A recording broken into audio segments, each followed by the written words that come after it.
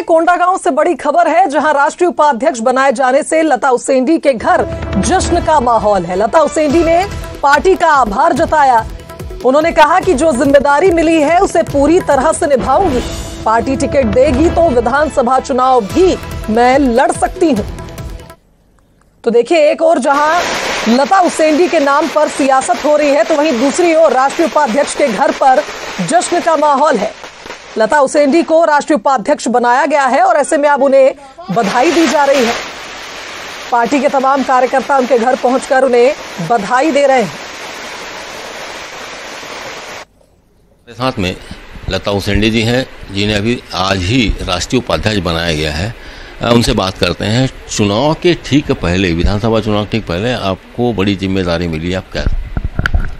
देखिए, सबसे पहले तो शीर्ष नेतृत्व का आभार व्यक्त करती हूँ, जिन्होंने ये जिम्मेदारी से नवाजा है। और निश्चित तौर पे छत्तीसगढ़ के लिए, हम सब के लिए चुनौती है। आगे सरकार है, बनाना है छत्तीसगढ़ में भारतीय जनता पार्टी की सरकार, और पार्टी के निर्देश अनुसार और सारे हम काम करेंगे। और आने वाले समय में भारतीय जनता पार्टी का जनाधार कैसे छत्तीसगढ़ में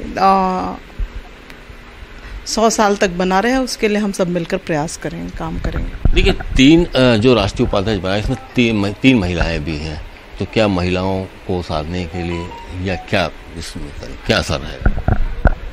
देखिए, जो जिम्मेदारी हम लोगों को मिली है, और 3 महिलाएं हमारी सुश्री सरोज पांडे जी हैं, जो राज्यसभा सदस्य भी हैं, और लगातार इस क्षेत्र में हम सब काम करते रहे। और महिलाओं को जो सम्मान भारतीय जनता पार्टी में मिलता है, वो मुझे लगता है कि कहीं और वो सम्मान नहीं मिलता। और ये उसी की देन है कि भारतीय जनता पार्टी में महिलाओं को बराबर का स्थान सतत दिया जा रहा है, जिसके कारण से ये जिम्मेदारी छत्तीसगढ़ में 2 महिलाओं को मिला है। ठीक विधानसभा चुनाव के पहले ये आपको जो जिम्मेदारी दी गई है, तो क्या ये बस्तर और यहाँ के जो जनजाति हैं, आदिवासी समूह, उनको साधने की?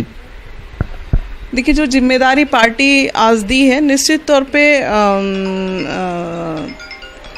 तेजी के साथ भारतीय जनता पार्टी में हम सब काम कर रहे हैं। और उस काम के आधार पे क्षेत्र में हो चाहे छत्तीसगढ़ में, आने वाले समय में भारतीय जनता पार्टी की सरकार बने, ये हम सबका ध्येय है। और समाज के सारे वर्गों को लेकर हम निरंतर आगे बढ़ें।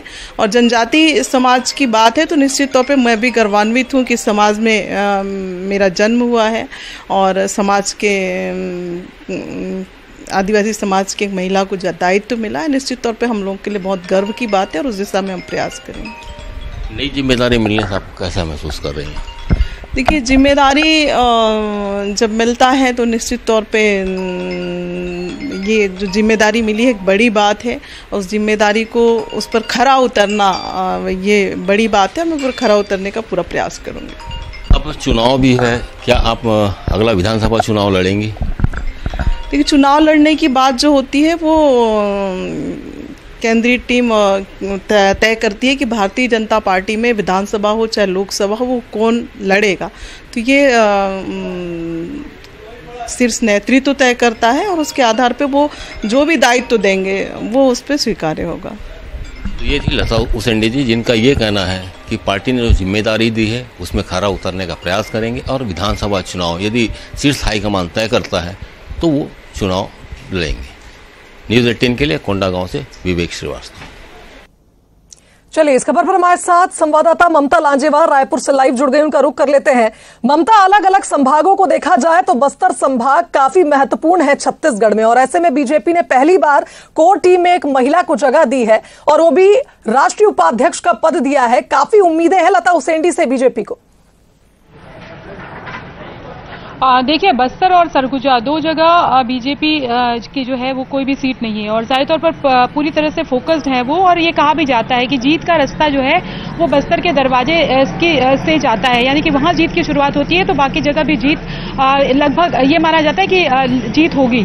अब इसी को अगर हम बात करें तो दोनों ही पार्टियां, चाहे बीजेपी हो चाहे कांग्रेस, लगातार ध्यान में रखे हुए होती है बीजेपी ने दो चीजें की। एक तो लता उसेंडी जो आदिवासी वर्ग से आती है उनको राष्ट्रीय उपाध्यक्ष में जगह दी। दूसरी बात अगर हम बात करें तो महिला भी है। महिला वोटर्स की संख्या, महिला और युवा वोटर्स की संख्या जो है वो बहुत ज्यादा है। पिछले बार भी विधानसभा चुनाव में जो नतीजे निकले थे उसमें यही माना गया था कि युवा और महिला वोटर्स ने सबसे ज्यादा जो है वो नतीजे प्रभावित किए थे। और जो नतीजे निकले थे जो कांग्रेस में भी के पक्ष में आए थे उसका एक बड़ा जो कारण ये था, महिला और युवा वोटर्स जो है उन्होंने कांग्रेस पर भरोसा जताया था। तो इसको भी ध्यान में रखा गया, जो पुराना जो फेलियर हुआ है उसको, और लता उसेंडी को जो है वो जगह दी गई है।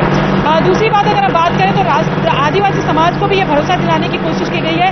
आरक्षण के मसले को लेकर जो लगातार तकरार हो रही थी बीजेपी और यानी कुल मिलाकर ये कहा जाए ममता की बीजेपी ने जमीनी हकीकत को जानने के बाद एक बड़ा फैसला लिया है और निश्चित ही एक बड़ी जिम्मेदारी अब लता उसेंडी को सौंपी गई है। बहरहाल बहुत शुक्रिया आपका तमाम बातचीत के लिए। इसी के साथ इस बुलेटिन में फिलहाल